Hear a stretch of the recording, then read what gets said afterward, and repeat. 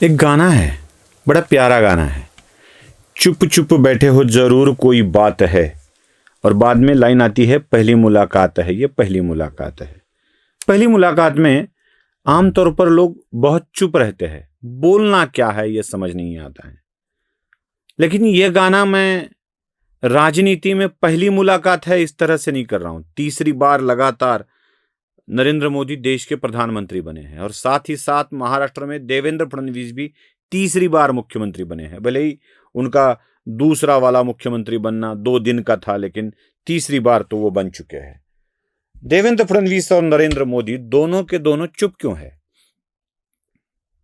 कुछ बोलते क्यों नहीं? कुछ भी बोल नहीं रहे। और उन्हीं के समर्थक उन्हीं के ऊपर ये आक्षेप लगा रहे हैं कि ये चुप है, खामोश है।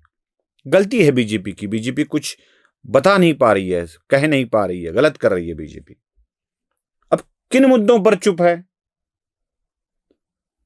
लोगों का कहना है कि अहिल्यानगर में एक हिंदू व्यक्ति को, म्युनिसिपल कॉरपोरेशन के कर्मचारी को, महाराष्ट्र का अहिल्यानगर, वहां कर्मचारी को मारा गया, पीट पीट कर मारा गया, क्योंकि वो हिंदू था, मुसलमानों ने मारा। अब जब मुसलमानों ने मारा है तो कार्रवाई होनी चाहिए। कौन सी कार्रवाई होनी चाहिए? तो उसके घर पर बुलडोजर फिरवा दो, उसके घर को तहस नहस कर दो, खत्म कर दो। क्यों नहीं की गई कार्रवाई? यही एक सवाल बार बार देवेंद्र फडणवीस के समर्थक उठा रहे हैं। दूसरी बात, वो पुणे वाला कांड हुआ था, एक बच्ची के ऊपर, छोटी बच्ची के ऊपर रेप हुआ था, और उस पर क्यों नहीं एनकाउंटर की कार्रवाई की गई? क्यों नहीं? उसको खत्म कर देना चाहिए था, मार डालना चाहिए था। क्यों नहीं मारा गया? ये सवाल भी पूछे जा रहे हैं। भले ही उसको सजा हो गई, लेकिन फिर भी सवाल पूछे जाते हैं। महाराष्ट्र में मनोज जरांगे मंत्रियों को गालियां दे रहे हैं, मुख्यमंत्रियों को गालियां दे रहे हैं, देवेंद्र फडणवीस की मां निकाल रहे हैं, उनके पिता को उनके मां का पति ऐसा कह के वो बुला रहे हैं। पति शब्द भी मैंने बहुत अच्छा इस्तेमाल किया है। बावनकुड़े के वोटों को लेकर बात हो रही है, बावनकुड़े के रंग को लेकर बात हो रही है, बावनकुड़े के मां को लेकर बात हो रही है, फिर भी कोई जवाब नहीं दिया जा रहा है। क्यों चुप है? ऐसे ही चुप रहने की आदत इनको है। वैसे ही दिल्ली में हुआ, जंतर मंतर पर बच्चों ने मोदी के नाम पर गालियां दी, न जाने क्या क्या अनर्गल बातें कही गई। ऐसी बातें जो सुनना भी लोगों को पसंद नहीं है, वो कहा गया। वो सारी बातें, कुछ भी मैं दिखाने वाला नहीं हूं। इन सारी बातों को नजरअंदाज करते हुए मोदी काम करने लगे, और चुप क्यों बैठे हैं, यह सवाल उन्हीं के समर्थक उनसे पूछने लगे। क्या सच में बीजेपी गलत कर रही है? क्या सच में मोदी गलत कर रहे हैं? क्या सच में देवेंद्र फडणवीस गलत कर रहे हैं? बहुत सारे सवाल हमारे मन में है, बहुत सारे सवाल। और इन सवालों के जवाब मिलना, अब मुझे लगता है भारतीय जनता पार्टी की तरफ से इन सवालों के जवाब नहीं दिए जाएंगे। क्यों चुप है? क्या सच में खामोशी की चादर ओढ़े चुप बैठे हैं मोदी, फडणवीस, शाह और सारे नेता? ऐसा है? बिल्कुल नहीं है।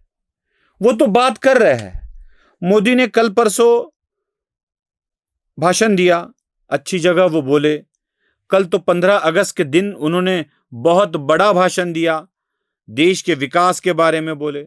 देवेंद्र फडणवीस जालना में गए, छत्रपति संभाजीनगर में गए, मुंबई में अनेकों कार्यक्रमों में उपस्थित रहे और उन्होंने बात की। मतलब वो बोल जरूर रहे हैं, लेकिन इस विषय पर वो अपने चुप्पी साधे हुए हैं। क्या इस चुप्पी को गलती कहा जा सकता है? इसे गलती मानना चाहिए? जी नहीं, मैं इसे गलती नहीं मानता।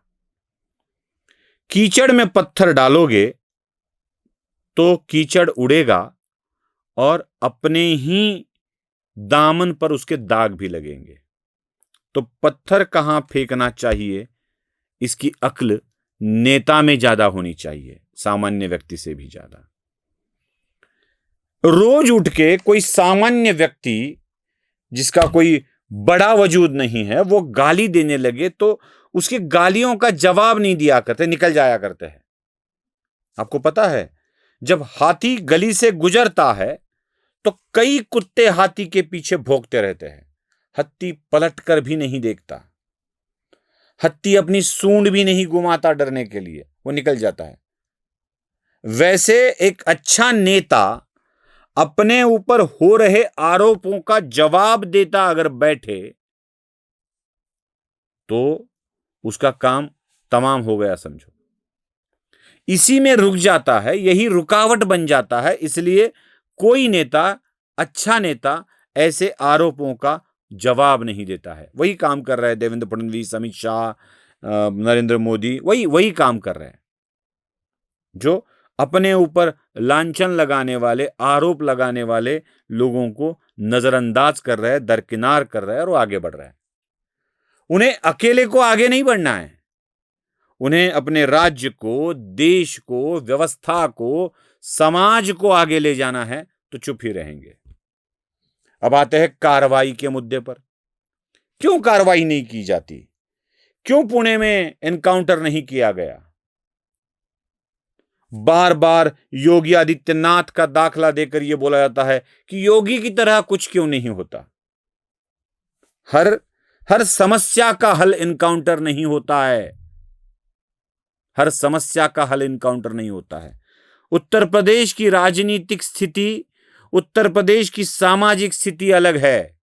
योगी गलत कर रहे हैं ऐसा भी नहीं है, योगी गलत कर रहे हैं ऐसा भी नहीं है, और योगी जो कर रहे हैं, जो वहां पर गलत नहीं है, वो महाराष्ट्र के लिए सही है ऐसा भी नहीं है। हर चीज हर जगह सही नहीं होती, स्थिति के अनुसार उसे चुना जाता है। मतलब यह ना करना फडणवीस की मजबूरी है, ऐसा कुछ नहीं है। वैसी सामाजिक स्थिति यहां पर नहीं है। उत्तर प्रदेश में गुंडाराज को खत्म करना था, उसकी नींव को तोड़ना था। अगर वो तोड़ी नहीं जाती तो यह गुंडाराज, यह बाहुबली उत्तर प्रदेश की राजनीति में कैंसर से कैसे घुस जाते। वहां कोई सामाजिक आंदोलन नहीं चल रहा है, वहां कोई जातीय आंदोलन नहीं चल रहा है, वहां पर समाज एवं जाति को खतरा है तो गुंडों से, और इन गुंडों से निपटने के लिए योगी आदित्यनाथ अपनी शक्ति से बुलडोजर बाबा के रूप में काम कर रहे हैं। महाराष्ट्र में गुंडागर्दी से ज्यादा अगर कोई समस्या है तो यह जातिगत समस्या है। यहां पर जातीय आरक्षण के हेतु आंदोलन हो रहे हैं और इस आंदोलन को दबाना बुलडोजर कार्रवाई से नहीं होता है, इसे समझ लेना पड़ता है, इसे समझकर सुलझाना आवश्यक होता है और वो काम करना चाहिए। हां, कई गुंडे काम कर रहे हैं, वह इस एक को तो सजा हो ही गई, पुणे वाले कांड में उसे फांसी की सजा दे दी गई थी। लेकिन अहिल्यानगर वाले मामले में भी क्या होने वाला है? अहिल्यानगर वाले मामले में भी कानूनन प्रावधान के हिसाब से किया जाएगा। दिक्कत यह है कि बैठे बैठे मुझे लगता है कि नहीं, ये कर देना चाहिए, यही न्याय है, चलो उसके घर को खत्म कर दो, उसके परिवार को खत्म कर दो, उसकी संपत्ति को जब्त कर लो, और यही न्याय है, ऐसा मुझे लगता है। मैं घर बैठे न्यायाधीश बन जाता हूं और अपना फैसला सुना देता हूं। इंप्लीमेंटेशन की जिम्मेदारी, उसको अमल में लाने की जिम्मेदारी सरकार पर सौंप देता हूं, और सरकार यदि ऐसा ना करे, संवैधानिक रूप से चले, तो मैं कहता हूं सरकार निकम्मी है। ऐसे कैसे चलेगा भाई? सरकार निकम्मी नहीं होती है, सरकार संवैधानिक रूप से काम कर रही होती है, और सरकार ने कई बार दिखा दिया है। ऐसा नहीं है कि बुलडोजर वाली कार्रवाई की ही नहीं है, ऐसा बिल्कुल नहीं है। नागपुर में की है, मीरा रोड में की है, बांद्रा के रेलवे स्टेशन के इर्द गिर्द के झुग्गियों में की है, अवैध निर्माणों पर की नहीं है, ऐसा बिल्कुल नहीं है। छत्रपति संभाजी नगर में की है, कर रहे हैं। लेकिन जहां आवश्यक है वहां कर रहे हैं। उस कार्रवाई की आवश्यकता को सरकार तय करेगी, न कि मैं और आप। दिक्कत यह है कि हमें लगता है हर जगह मतलब अदालतें बंद कर दो और बुलडोजर के ऑपरेटर को ही अदालत का दर्जा देकर उसे बोल दो कि तोड़ दो तोड़ दो तोड़ दो। ये तोड़ देने वाली कार्रवाई नहीं की जानी चाहिए। अगर ऐसा होता है ना तो समाज की व्यवस्था ही ध्वस्त हो जाएगी, व्यवस्था ही ध्वस्त हो जाएगी। समस्या हर प्रांत की अलग होती है। योगी आदित्यनाथ वाला न्याय असम में नहीं चलता, असम वाला न्याय महाराष्ट्र में नहीं चलता, महाराष्ट्र वाला न्याय मणिपुर में नहीं चलता। हर जगह की एक अपनी अपनी अलग स्थिति होती है। तो ऐसा मत सोचिएगा कि चुप चुप बैठे हैं मतलब कुछ तो प्रॉब्लम है। प्रॉब्लम नहीं है, इसीलिए लोग चुप होते हैं। नमस्ते।